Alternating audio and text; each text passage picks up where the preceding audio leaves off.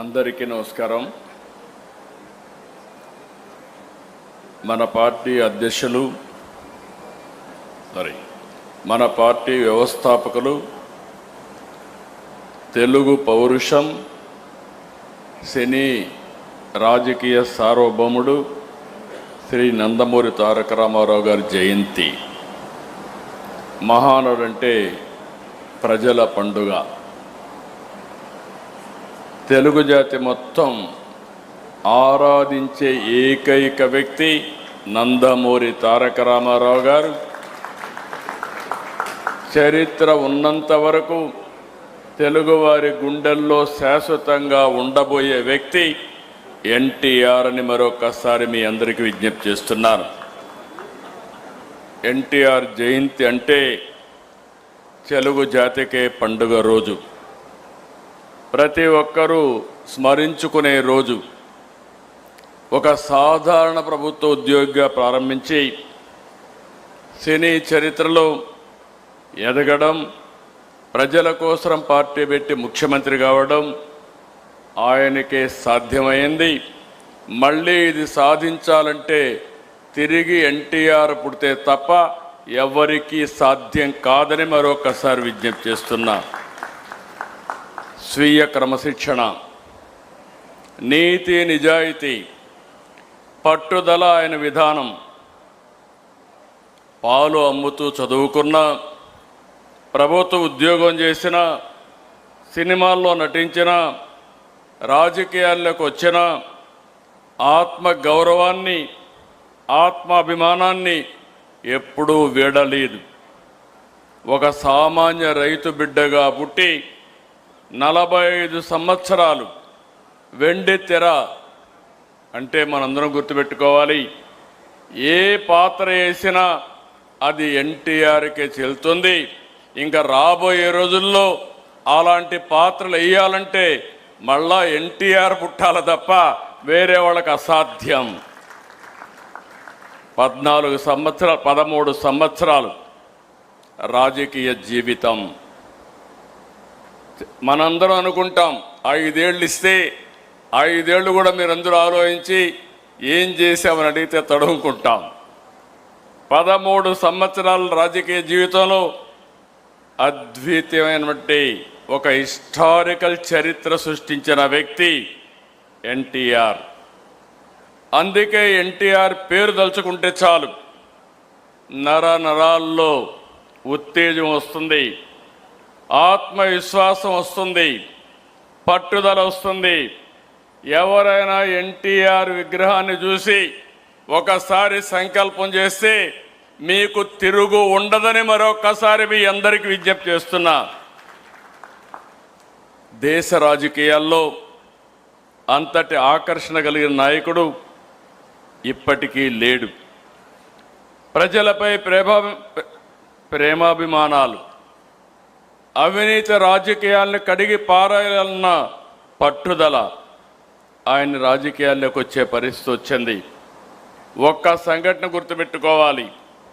ఆయన మొదటి ఉద్యోగం సబ్ రిజిస్ట్రార్. ఆ రోజు అవినీతిలో రిజిస్ట్రార్లు అంటే ఇప్పుడు కూడా ప్రాబ్లం ఉంది మనందరికీ. కానీ ఆ రోజు ఒక సబ్ రిజిస్ట్రార్గా ఆయనకు వచ్చిన అనుభవాన్ని గుర్తుపెట్టుకొని ఈ ఉద్యోగం నాకొద్దని ఉద్యోగానికి రాజీనామా చేసి నీతి నిజాయితీగా సినిమాల్లోకి వచ్చాడు. పార్టీ పెట్టి 9 నెలలు. ఇంతవరకు చరిత్రలో ఎవరికి సాధ్యం కాలేదు. 9 నెలల్లో పార్టీ పెట్టి ముఖ్యమంత్రి అయ్యారు. ప్రాంతీయ పార్టీ అయిన తెలుగుదేశం జాతీయ రాజకీయాల్లో కీలక పాత్ర పోషించింది. ప్రధాన ప్రతిపక్షంగా వ్యవహరించింది. గవర్నమెంట్లు ఏర్పాటు చేయడానికి దోహదం చేసింది. ఎన్టీఆర్ అంటే పేదవాడికి భరోసా, రైతుకు నేస్తం, బడుగు బలహీన వర్గాలకు ధైర్యం, యువతకు భవిష్యత్తు, మహిళలకు అండ, కార్మికులకు అభయం, అన్ని వర్గాలు కీర్తించే ఏకైక నాయకుడు ఎన్టీఆర్. సమాజమే దేవాలయం, ప్రజలే దేవుళ్ళనేది పార్టీ సిద్ధాంతంగా మార్చారు.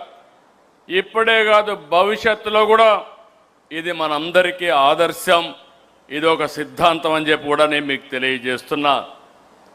పార్టీ పసుపు జెండా అంటే తెలుగువారి ఆత్మగౌరవం, తెలుగు ప్రజల్లో ఆత్మవిశ్వాసం.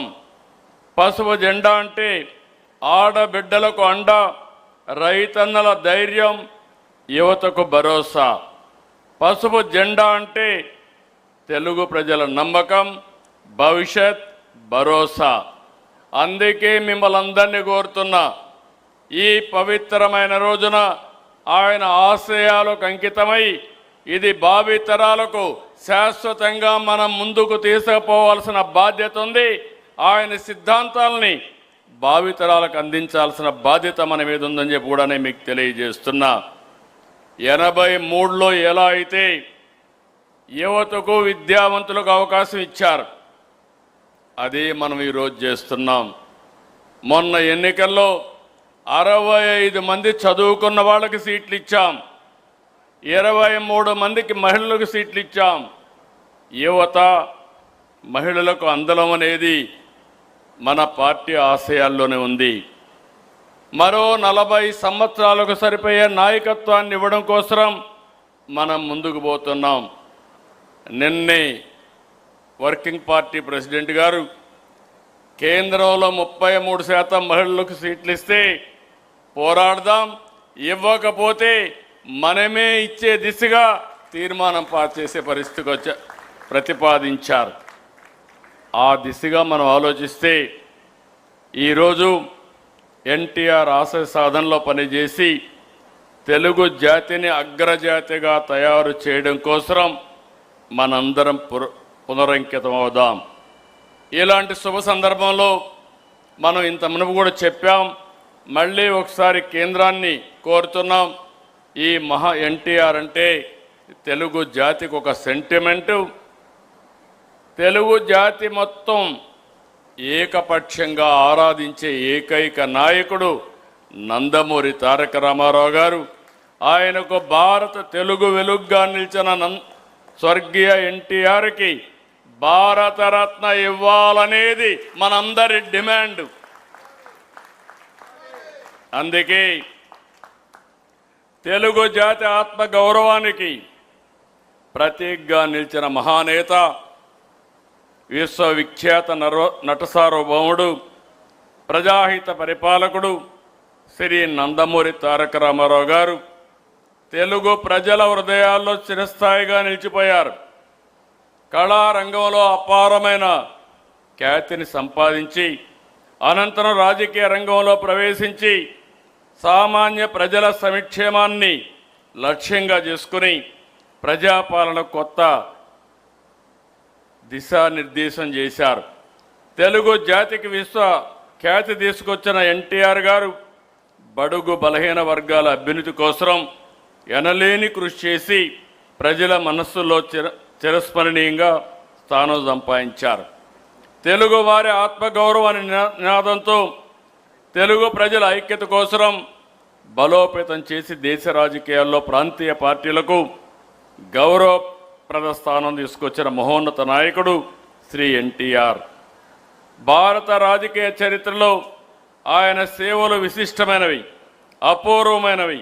అందువల్ల తెలుగు ప్రజల మనోభావాలను గౌరవిస్తూ దేశానికి, తెలుగు జాతికి ఆయన చేసిన విశిష్ట సేవలను గుర్తించి భారత ప్రభుత్వం స్వర్గీయ నందమూరి తారక రామారావు గారికి దేశ అత్యున్నత పౌర పురస్కారం భారతరత్నను ప్రకటించాలని ఈ మహానాడు ఏకగ్రీవంగా తీర్మానిస్తుంది.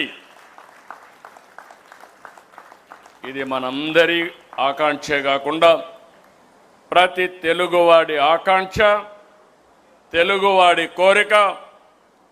ఈరోజు మీరు ఒక్కసారి చూస్తే దేశ రాజకీయాల్లోనే పెను మార్పులకు నాంది పలికిన వ్యక్తి మళ్ళీ ఒకసారి ఏకగ్రీవంగా రాష్ట్రం మొత్తం మనం కోరుకుంటున్నాం, పార్టీ అంతా కోరుకుంటున్నారు.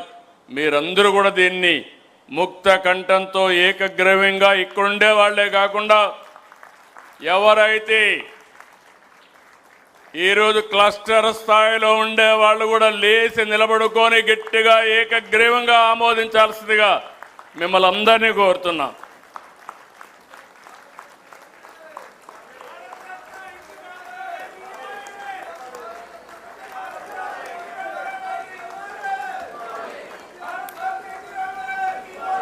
ఎన్టీఆర్ ఎన్టీఆర్ ఎన్టీఆర్.